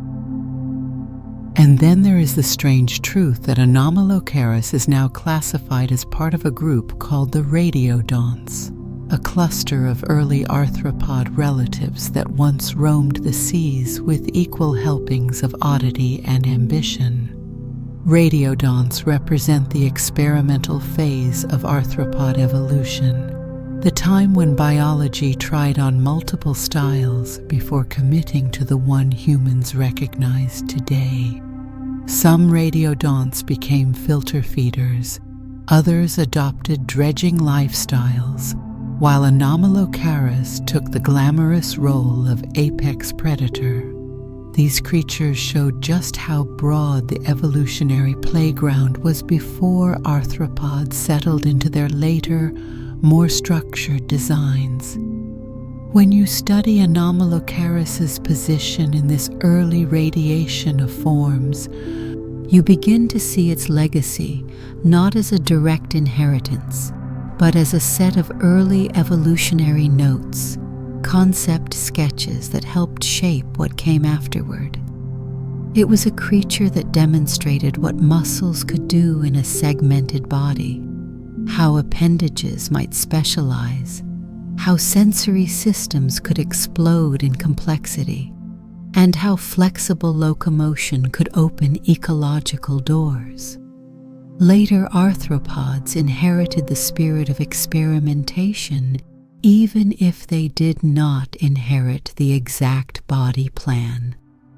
Anomalocaris did not leave behind a clear line of descendants, but its presence influenced the trajectory of life's early creativity. It proved that animals could be large, complex, and behaviorally dynamic long before ecosystems were stable. It pushed prey to innovate, predators to diversify, and ecosystems to become more intricate. This evolutionary pressure helped set the stage for arthropods to rise as one of Earth's most dominant and adaptable groups, a lineage that would eventually step onto land, conquer the skies, and diversify into millions of species. So Anomalocaris is like that unexpected relative who shows up at the family reunion wearing clothes from another century and telling stories that sound exaggerated but are absolutely true.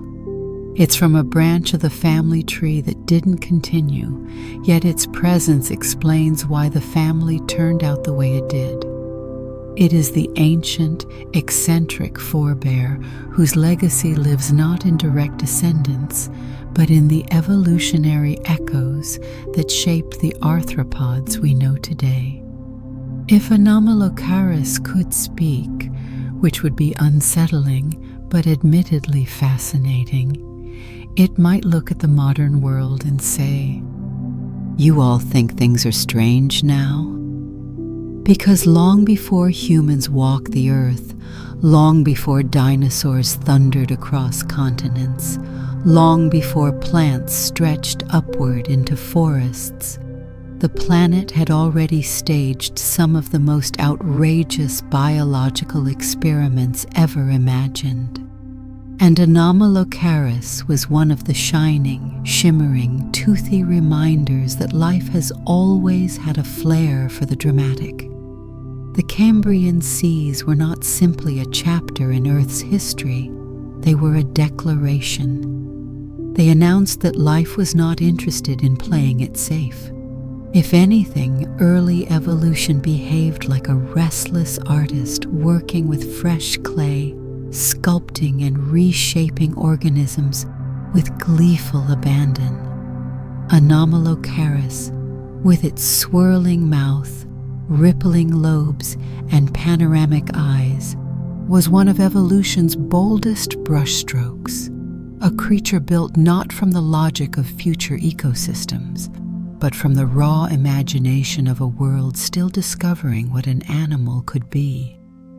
In reflecting on Anomalocaris, we glimpse the deeper truth that Earth's creativity predates us by hundreds of millions of years. The planet has been spinning out wild designs since the moment life first wriggled in ancient oceans. Anomalocaris reminds us that the so-called normal animals we see today are just the survivors of an endless parade of evolutionary trial runs. For every elegant dolphin or clever raven, there were once creatures with body plans so experimental they seem ripped from science fiction, and yet each one played its part in shaping the biological tapestry we inherited. There is something humbling about recognizing that Anomalocaris thrived long before humans existed to categorize or marvel at it. It lived, hunted, and vanished without ever being observed, admired, or recorded. It never knew it was extraordinary. It never wondered about its place in the world. It simply filled its niche with perfect confidence, unaware that future generations of humans would one day gape at its fossils and say, "Evolution really went off the rails that week." In this sense, Anomalocaris becomes more than just a creature. It becomes a symbol of nature's boundless experimentation. Its body reflects the freedom of early evolution, a time when life had not yet settled into predictable patterns. It moved through oceans where almost every creature was a new invention, and every ecological role was open to interpretation. The world was still writing the rules, and Anomalocaris was one of the first animals bold enough to test them. And yet, for all its alien features and ancient roots, Anomalocaris connects to us in an unexpected way. It embodies the curiosity that drives science itself. When paleontologists pieced together its fossil fragments, they weren't just reconstructing a long-dead predator. They were uncovering evidence of Earth's imagination. Every preserved lobe and spine, every delicate impression in the shale, is a reminder that our planet's history is not a neat timeline, but a sprawling mosaic of surprises. Reflecting on Anomalocaris also invites us to reconsider our own assumptions about what kinds of creatures Earth should produce. We often think of evolution as building toward recognizable forms, limbs, faces, spines, familiar silhouettes. But Anomalocaris proves that life has never been obligated to follow any pattern. The universe isn't a machine stamping out predictable designs. It's a cosmic playground where possibilities emerge, collide, and sometimes vanish without leaving descendants. Creativity is not a human invention. It is an ancient biological tradition, older than bones, older than shells, maybe older than fear itself. Long before humans arrived to name species, paint diagrams, or debate ecosystems, Anomalocaris was already demonstrating nature's capacity for spectacle. It was wild because the world was wild. It was dangerous because the early seas rewarded daring. It was fantastic because life, from its earliest days, has always been fantastic. When we marvel at Anomalocaris today, we are marveling at a truth that often hides behind the orderly appearance of modern ecosystems. The planet has never been simple. It has always been shaped by forces that invent and reinvent without hesitation. In that sense, Anomalocaris serves as a mirror, reflecting our own relationship with the natural world.